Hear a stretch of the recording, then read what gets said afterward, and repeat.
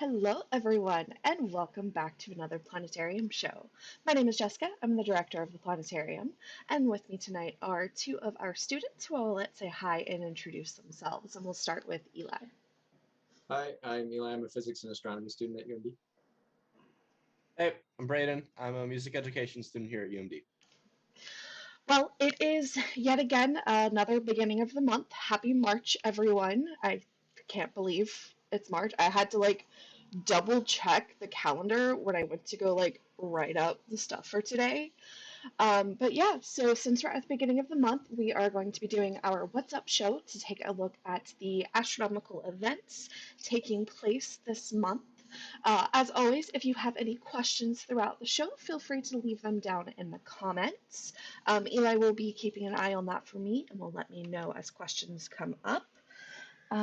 Otherwise, let me get I do this every week, and yet I still sometimes will forget exactly what buttons I need to press. It's okay. All right. So let's get going with our show for tonight. So usually we start with the moon, but there are a few things coming up that are kind of unique to March that I want to talk about first. And very first thing is probably something most of us are not looking forward to, and that is, of course, daylight savings starting back up on March 13th. So don't forget to spring forward, set your clock an hour ahead. We will lose an hour's sleep. I hate it, but this also means that as we're talking about the astronomical events taking place, because daylight savings time is starting about halfway through the month, it's going to get darker at a later clock time. So in order to see these nighttime events, you might have to stay up a little bit later. I put that in quotes because it's still the same time. It's just where our clocks are at anyway. Okay. The other thing happening this month on the 20th is the vernal or spring equinox. So we have two equinoxes a year, one in March and one in September. These are tied to the seasons and have to do with the fact that the Earth is tilted.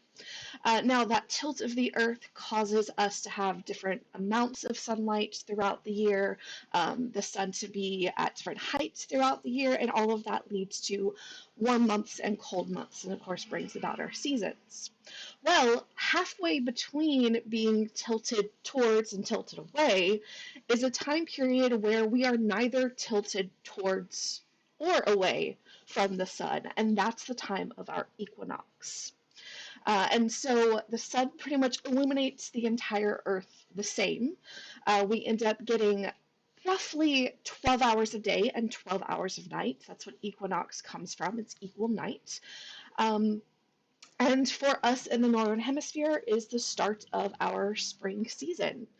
This is also, on the equinoxes, the only time when the sun rises directly in the east and sets directly in the west. So, happy almost spring, everyone. All right. Now, moving on to some of our other astronomical events and getting back to the moon, we'll take a look at the moon phases for this month. We have just had our new moon phase today. So in about a week on March 10th will be the first quarter. About a week after that, on March 18th, will be our full moon for the month, which in March is known as the worm moon. I actually had to do a little bit of digging. It did not mean that. We'll just claim that I totally did that intentionally. I had to do a little bit of research into why it's called the worm moon, because I was genuinely curious. And there's some speculation about it, but what I've seen is it either comes from the fact that this is around the time of year where you start seeing worms in the grounds kind of show up again.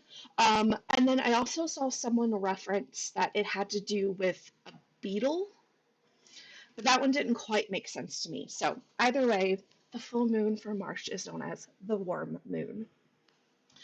And then our last phase for this month, the third quarter, will take place on March 25th. So there are our moon phases.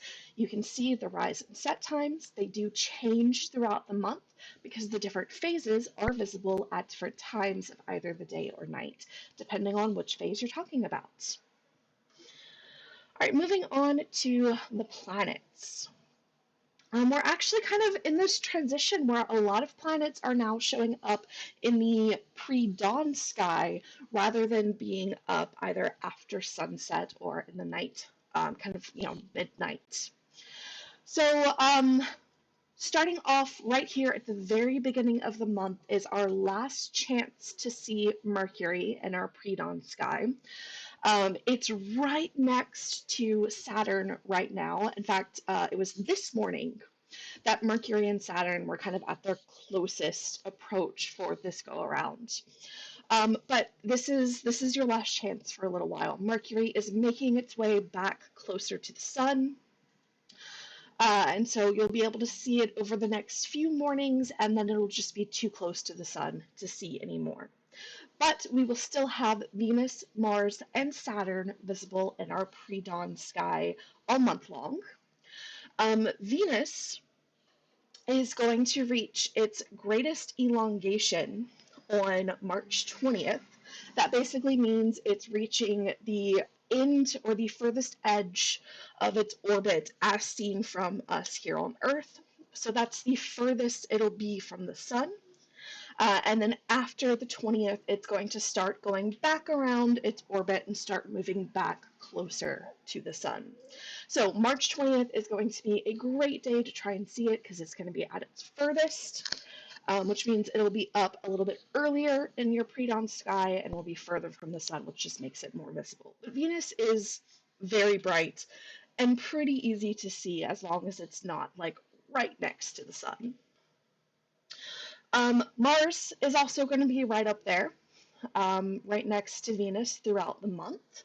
And Mars will continue to be visible as well throughout the month in the pre-dawn sky. And then on the 28th, right at the end of the month, we're going to have a really nice kind of gathering, we'll say, of astronomical objects in the kind of southeastern sky right before sunrise. We're going to have Venus, Mars, Saturn, and the crescent moon all right next to each other. Now, Venus, Mars, and Saturn will be close enough together that you can see them all at the same time if you look at them with a pair of binoculars, and then the moon will be like just below them. So if you're interested in trying to take any sort of imaging of the sky and you're wanting to get kind of a unique, good, kind of fun picture, I think this would be a really great chance for that if you're willing to get up, at 6 o'clock in the morning, which I personally am not, but that's just me. All right, so now moving into the evening sky, the only thing we really have visible is the planet Uranus, and that's not even visible to our naked eye. You have to have a telescope or a pair of binoculars to see it, but it will continue to hang out in the western sky from after sunset to around midnight, but it is slowly moving down, further down towards the western horizon throughout the month. So by the end of the month, it's going to be nearly impossible to see because it's going to be very low in the sky right at sunset, and it's not going to be a good time. So if you want to try and see it, you should definitely try at the beginning of this month. Other than that, Jupiter and Neptune, neither of them are visible this month, unfortunately. They're both right near the sun. They're both having their conjunction with the sun, which is when they're the closest to the sun from our point of view here on Earth. And so they'll head back out into our sky a little bit later. We're just kind of not seeing them this month. All right. So some other things that you can try and see this month. First up is the Zodiacal Light. This is a really cool phenomenon that we can that is best to try and see either in the spring or the fall.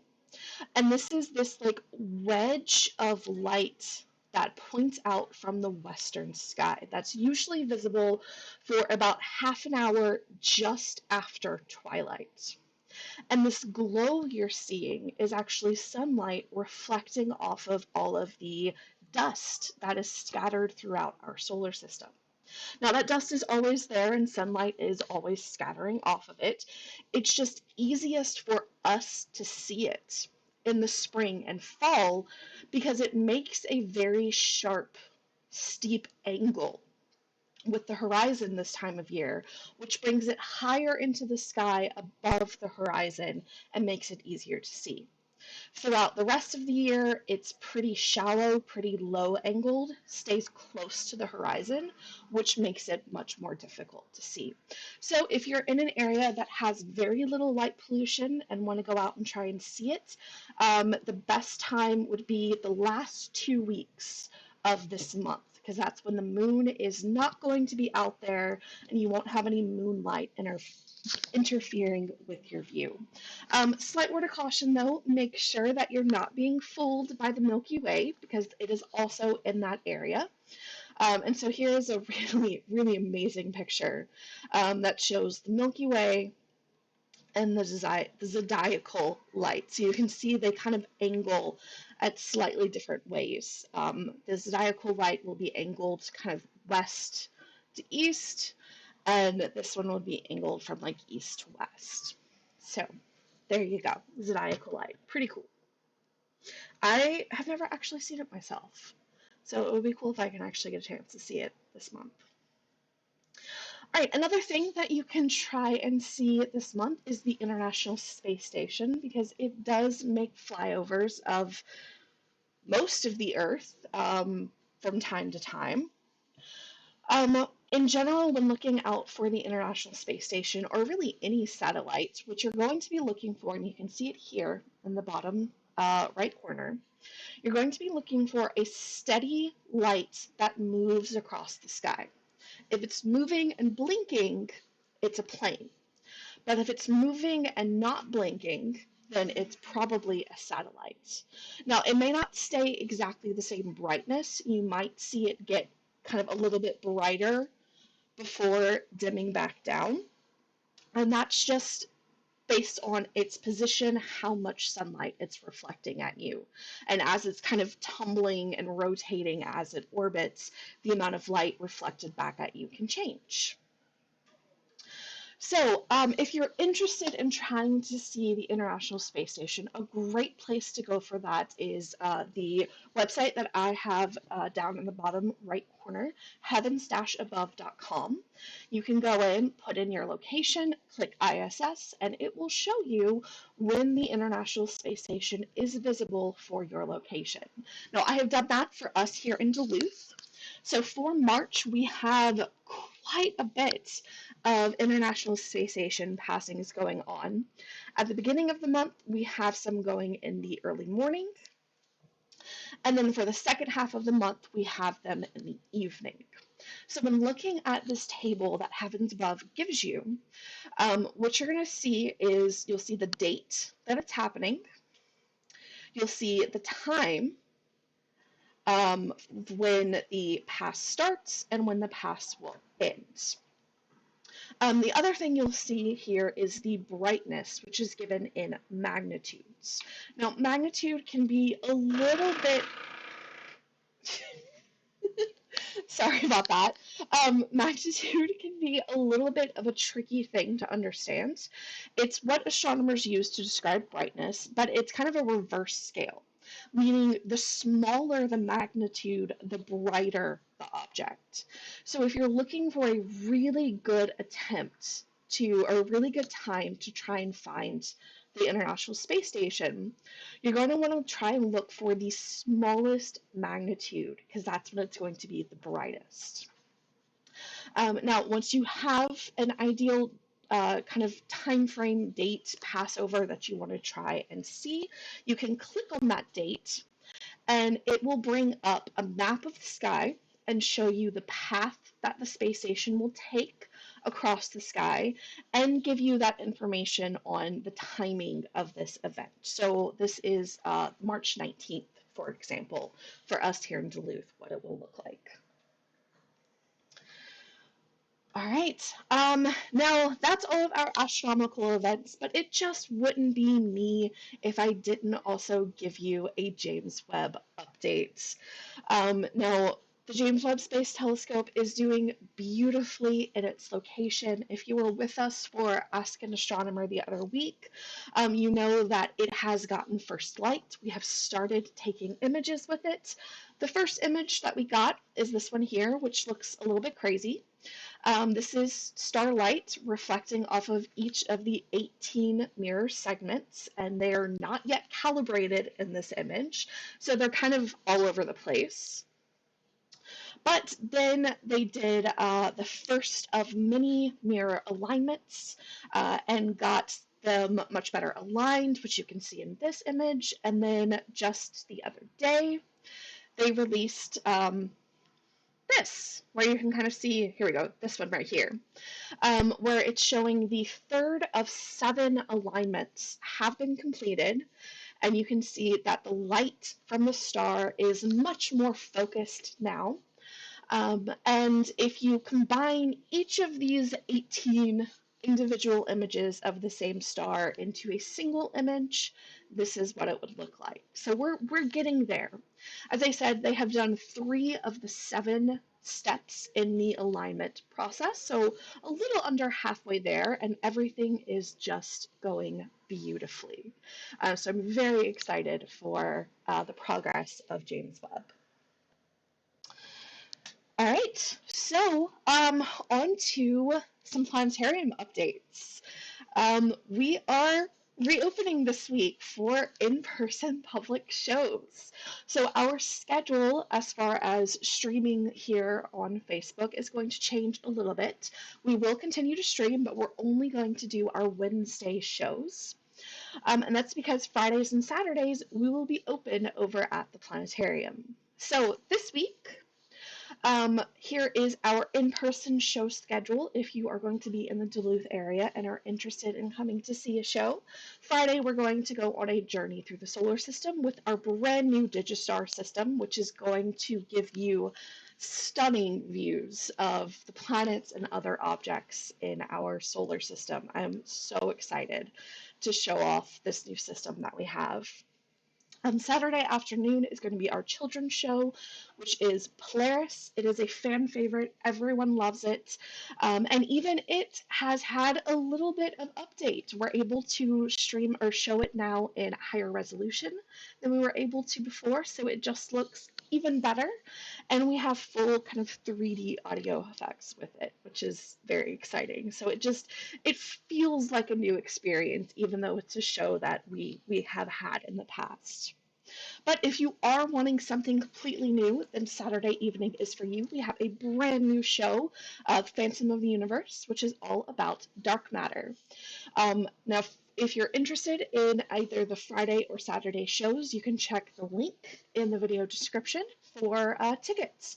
We are at the moment only doing pre-sale tickets. There's not going to be any tickets sold at the door. So make sure you go and grab those tickets if you want to come see us this weekend for our very first public shows in just about 2 years. Yeah. For those of you wanting to keep up with our Wednesday streams, next week, on next Wednesday, we will be doing our March Constellation show, taking a look at the stars and constellations up this month and the stories associated with them. And then, yes, I did have this on here. One last update. We do have our Astronomy Day for the year set. That is going to be on April 9th from 6 p.m. to 10 p.m. at the planetarium. We are running this in conjunction with the Minnesota Statewide Star Party that is being organized by the Bell Museum down in the Twin Cities. We will have planetarium shows, activities, telescope viewing. It's going to be lots of fun, and we'll be releasing more details as far as the exact planetarium show schedule, specific times for telescope viewing, all of that. But mark the count, mark the date. Astronomy Day is happening on April 9th. All right, I think that's everything. It was a lot, and a lot of planetarium updates too. I think we're all just very excited to be getting back to doing some in-person stuff. So I think I will pause here and check in with Eli to see if we have any questions. So we got a couple. First one, if I were to visit Duluth this summer, how might I find a star party? Good question. You could contact us. We might know of some going on. We, in fact, have been trying to do more regular star parties in the summer associated with the planetarium. You could also get in touch with the Arrowhead Astronomical Society, which is the local group of amateur astronomers who are often involved with lots of different star parties in this area. So those are kind of your best options. Another one, talking about the Zodiacal Light, maybe just an interesting tidbit for anybody who doesn't know. Brian May, the guitarist of Queen, also has a PhD in astrophysics, and his thesis was on Zodiacal Light, so it's kind of interesting. The link is in the comments. Oh, nice. I didn't know that part. Yeah, the interesting thing is, so he started his PhD, I think, in like 1972 or somewhere around there, but then Queen happened, obviously, and so he stopped. But he was like halfway, almost the whole way to like a PhD, and so he stopped, and then 2005, 2007, somewhere around there, he started up again. And so he was doing it on the same thing. I mean, he was doing the Zodiacal Lights in the 70s, and then he did the Zodiacal Lights in the early 2000s. The problem is a lot had been figured out about the Zodiacal Lights in that intermediary period. So he had to go back, review all the new literature that came out in the last 30 years, and then start again. But I think he finished it. I think on the second go, he finished it in like a year or something like that. Wow. So pretty impressive. Another one, will you be able to talk about some of the topics from the live shows? I'm very interested in the hunt for dark matter. So that show in particular is a pre-recorded kind of full dome movie. So it is not one that we are able to kind of show on the stream itself. But if you are interested, one of the very first segments in our exploration series that we started a year ago is on dark matter. So if you go check our past videos, either in the video section of our Facebook page or over on our YouTube channel, which is linked in the video description, you can find that video that we did, which was kind of a look at dark matter. Aside from that, nothing. Very cool. Awesome. Yeah, so speaking of the Zodiacal Light, when I was kind of looking it up for the show tonight, it turns out pretty recently it's been found that a lot of the dust creating it could actually be coming from Mars. That all of the dust storms that Mars goes through, a lot of that dust is, escaping. And that's what's kind of sourcing all of the dust that's creating the Zodiacal Light. So it might be Mars's fault, which is pretty cool. It's just motivated me to like look up people that have degrees that are celebrities. I'm looking through now. There's a lot. Yeah. All right. So we'll take one last call for any questions that anyone has. You can feel free to leave them down in the comments. This is usually the time that I give our upcoming schedule, but I already did that. So, I don't know. What are you two looking forward to this month?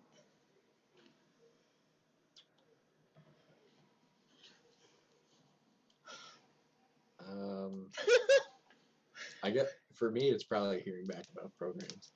That's what I'm anxious about That's most. fair. For those who don't know, Eli's about to graduate and head to grad school,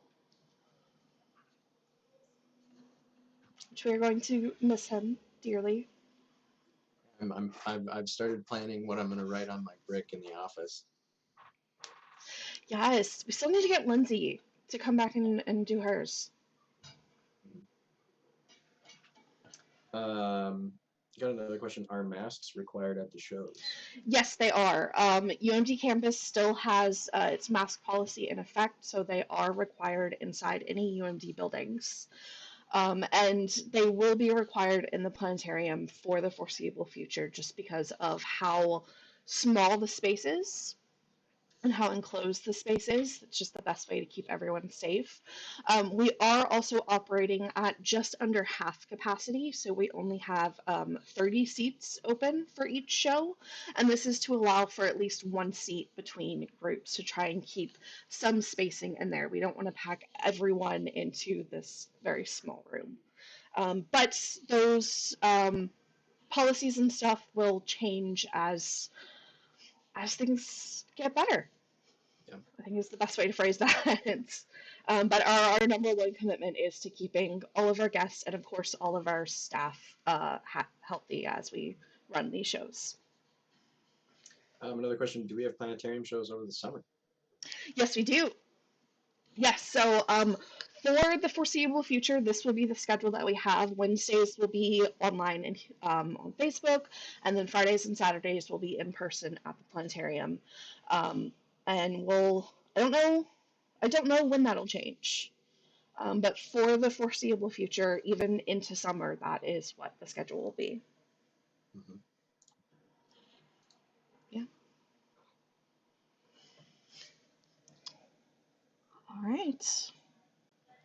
Apparently, Mr. Bean also. For some reason, that doesn't surprise me.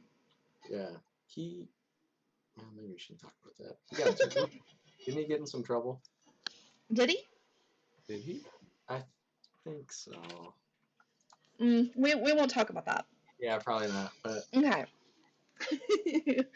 All right. Well, I think that's gonna about wrap it up for our show tonight. So one last kind of reminder: in-person shows starting up this weekend. Astronomy Day coming up April 9th. It'll be not quite to the level it's been in the past, but it'll be a little bit more than we've done the past 2 years. So kind of a in between there. But it's going to be a really fun day. So we're excited. Yeah. I completely lost my train of thought. So we will wrap it up there. All right. Thank you, everyone, so much for joining us. We hope you enjoyed learning about our astronomical events this month. We hope to see you either at future streams or in person for our in-person shows. Anyway, have a wonderful rest of your night, and we will see you next time. Bye, everyone.